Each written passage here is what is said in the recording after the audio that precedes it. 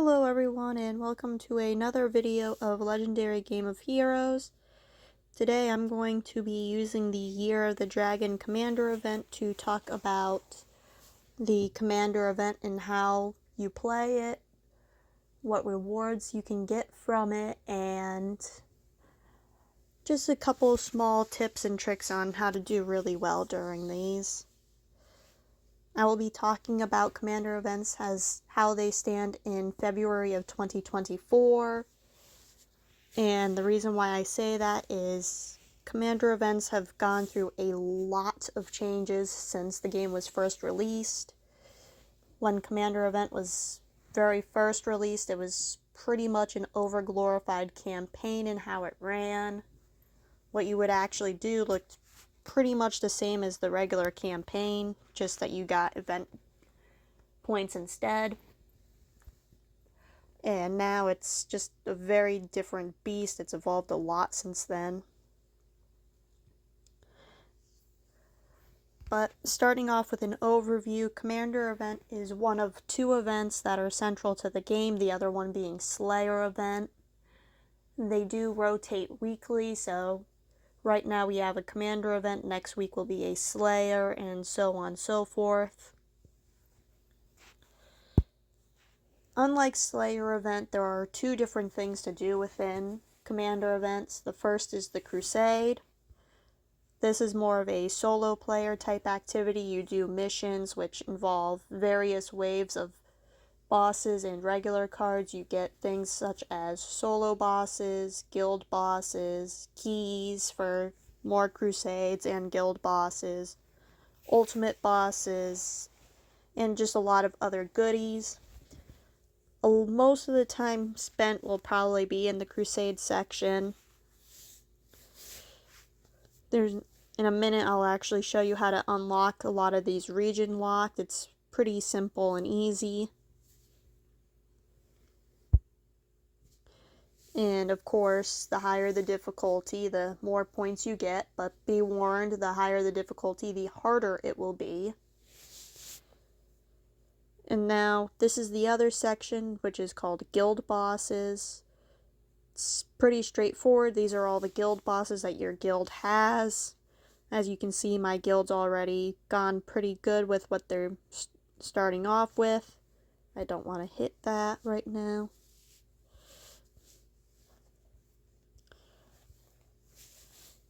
The nice thing about Commander event is your guild points is actually just the combination of everyone's solo points. So if you have people in your guild that are doing really, really well, odds are it's going to help your guild a lot. And there's a lot of reasons to incentivize working together as a guild to try and get the most points for everyone. As you get more points, and this is true for Slayer event as well, there's actually this collections. The more solo points you have, the more rewards you unlock. This app will actually change every single event. There's very few that will stay the same. The ones that will stay the same are the massive bag of Evo coins. Name changes every event. Coin gift, that stays the same. Treasure trove, all the season choice coins, the gems, those all stay the same. As you can see, I actually just unlocked enough points to get the Dark Commander Evolution treasure. Now I need 11 million points to get the next thing, and it goes all the way down. Guild. This is the combination of all of your points, so when your guild points hit a certain number, you will unlock that gift. Right now, we're actually in the middle of unlocking the Wisp gift. That will change eventually. Usually most active guilds will unlock all the gifts in that section, and the guild leader gets that, and they are free to distribute it however they feel fit. Eventually there will be a video on that, because there are a few different ways to use those gifts as guild leaders, but that's not for right now. In the Ultimate section, you can actually claim a few things each event. Most of it is just a free support card. You can get a Dark Essence. And once you get 12.5 million points, you can get a random 6-star bonus hero, which is either the 3 bonuses or the main card. You'll also get summon coins, and which one you get is dependent on which event it is. Right now we are using a dark team hunting light bosses, so we are getting Rilka summon coins.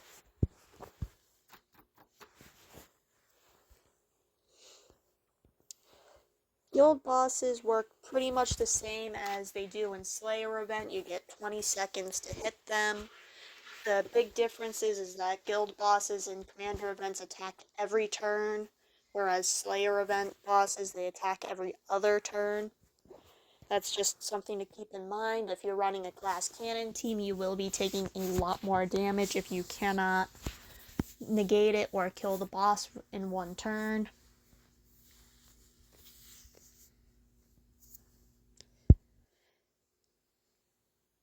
Dark Improved Dragoon pack. It's very nice. I don't really use Dragoons because I don't really play GVG.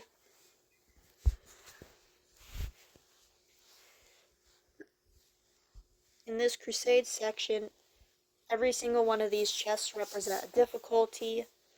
You can, anything that you have unlocked, you can play. So right now you can see I'm working on gold. But if I really wanted to, I could play silver or bronze, but there's really no point to it.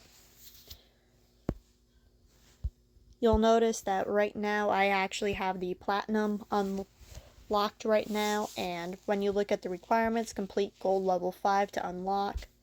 Basically all that means is you just need to get to level 6 on the previous chest.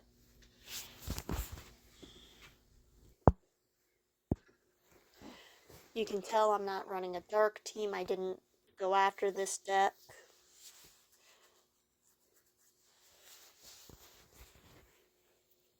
And the biggest thing about free-to-play playing and low-spending playing is you need to be very careful with what teams you're going for, and when you set it up that you want to save for a specific team, you need to stick to that goal. So even though this is a very good team to go for, and I would highly recommend it if you have the extra gems, I've made up my mind that I was going to save up for the next commander events, which is what I'm doing.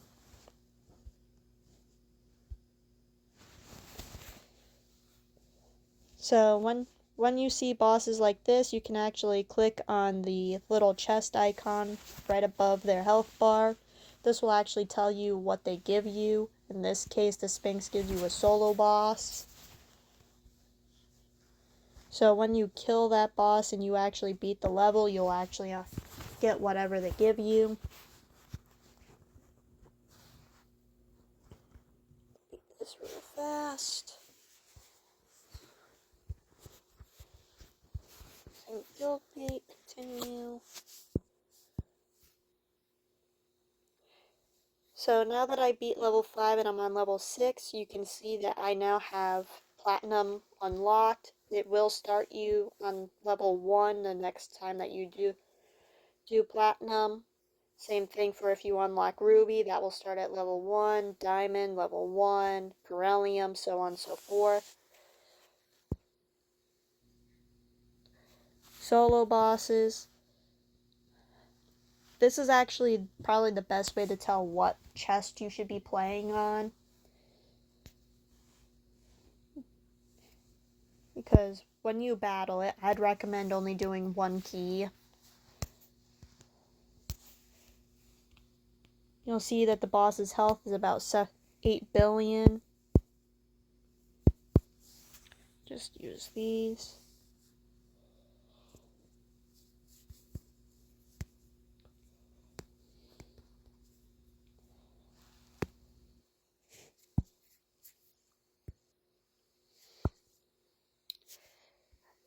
You'll be able to tell what chest you want to play on because you'll be wanting to be able to deal 500% ultra kill. That's where you get the most amount of points. It actually doubles the value of the boss when you do the math. It's that 500% overkill is roughly double what all the others are worth put together. So if you want to go for the highest chest where you can actively maintain that 500% overkill, just so that way you can get the most amount of points out of it. You can also hunt for ultimate bosses. I probably won't be seeing any of those because my gold chest is only level 6. And usually it takes between 20 and 30 to start seeing them. Sometimes you get a little luckier, sometimes you don't. You have to be careful because you only get 5 minutes to kill the boss and it has 30 Q damage. So your team needs to be able to put out at least 30 Q to actually get those points. Or 150 Q if you want. Any type of overkill. When you do summon an ultimate boss, it'll actually give you a big token for it, and the boss will actually show up right in this volcano looking thing. You'll just have to click on the icon and it'll give you the boss right then and there. Each time that you kill the boss, it'll actually start a chain. You kill the level 1, a level 2 will immediately spawn and you have another 5 minutes. It will keep going all the way up until you cannot kill it. If you want to reset what the boss's level is, you just have to hit it and then let it escape. It'll reset back to level 1 after that. And that's actually the best way of getting points in the game at the moment, if you can kill the ultimate bosses pretty easily. So, the one last thing that's kind of important about this event is the store. It's a very nice little tool. Some people forget about it, a lot of people don't. But just in case you didn't really think about clicking on it, it gives you keys for both honor points, pink dust, and gold. Personally, I don't really use the pink dust option or the honor points option because I'm too busy actually using those for other things. But this coin option is actually very nice. I'm actually just going to buy those now. The first 5 times that you buy it, it'll actually be 1 million. Then after that, it's 2 million, 3 million, 4 million, 5 million, and sold out. You can buy this every single day of the event.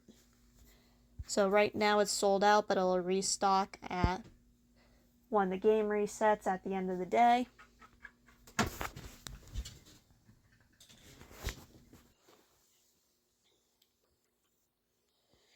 Guild bosses, which ones are actually spawning will depend on what levels you and your guildmates are on. Multi-bosses are a special summon. You'll actually see special bosses within the Crusade for that. And basically what that one is... Do I have bronze keys? No. That's unfortunate.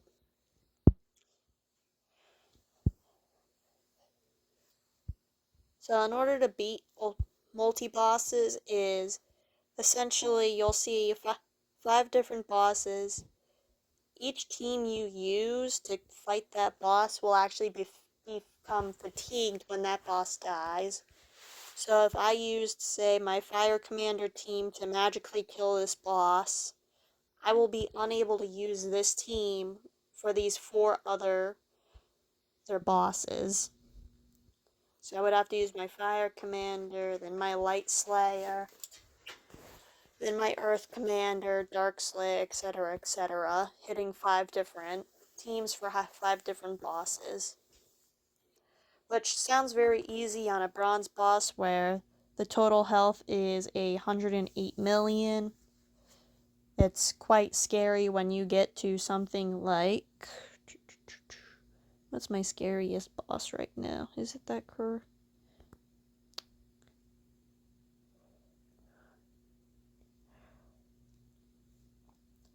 like this type of boss is very scary to see as multi-boss summons because that's 100,000 million billion trillion 47 quadrillion damage. So basically it's like killing 5 ultimate bosses,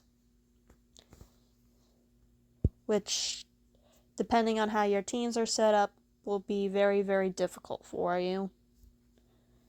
Of course, like all other bosses in the game, the higher the level gets, the more health and more damage they deal, so the harder they become.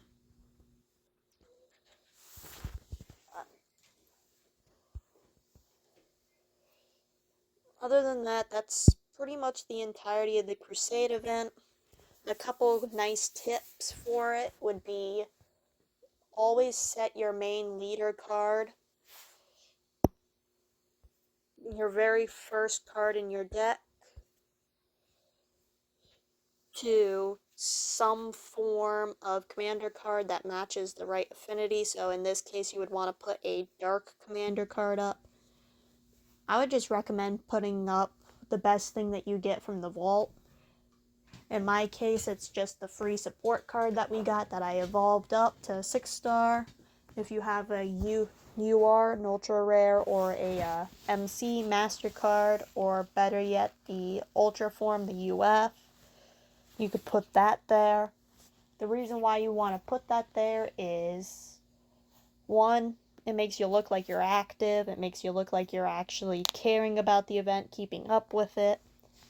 It also helps your guild mates out a lot, because going back to the guild boss section, you could see that there's a lot of people that are already on Obsidian, Umbrals, and a lot of higher up bosses, and having another 10x commander gem is really helpful, as well as that very nice leader skill that comes standard. It helps your friends as well because they can be doing really hard bosses. Like we have Prismatic, we have Umbral, Celestium. All of these really require you to actually have allies that actually match the event. This helps you get a lot more honor points you can use to either get more keys if you need to get keys that way, or, as I've been using them,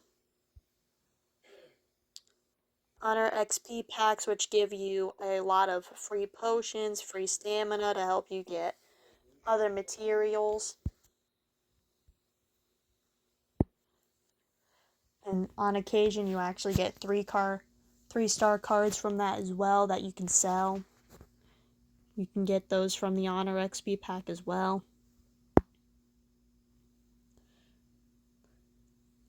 The other trick that you can do is, if you're a small player and you have large hitting players in your guild, be communicative. Say, hey, I need keys. Can you please send me some keys? Most guildmates will do that. They will send you plenty of keys. The one nice thing about Crusade event, and actually Slayer as well, is you never run out of keys. Keys are very plentiful. So example, I'm probably not going to go too much higher than Platinum, only because my team only does about 1.5 trillion damage with a 1 key, and I don't feel like 3 keying. So I could ask my friends who are hitting Umbrals and Prismatics, hey, can you give me keys for that? And then I would tag the bosses as they're killing them, and not only would I get a significant boost in points, but the guild would as well. The other thing that you can do if you are a very low hitting player is you will still get a lot of key gifts with hitting even just bronze and silver, making sure that your large hitters have plenty of keys for them to actually do their crusades, so that way they can keep getting very nice guild bosses that are a lot higher difficulties is always appreciative.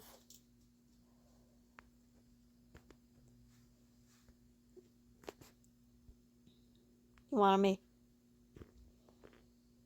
make sure that people who need keys are definitely getting them. The biggest tip for this event is talk. Talk to your guild mates. A lot of guilds end up developing their own unique strategies for commander events. Semper Ubi Sub Ubi's old strategy was actually we'd have a lot of lower, small players give keys to very specific large hitters.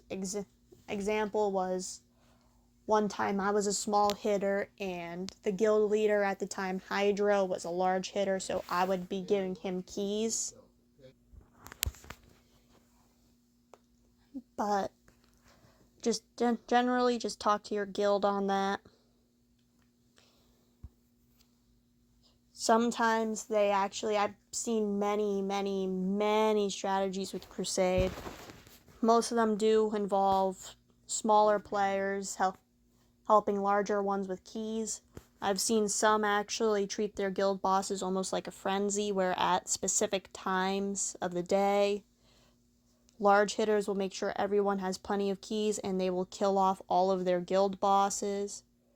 So example would be like we have 13 Umbral bosses right now.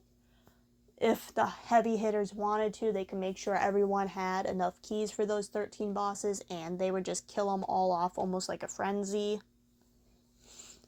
It's a good way to get a quick burst of points because the leaderboard can change at any second, especially in Crusade.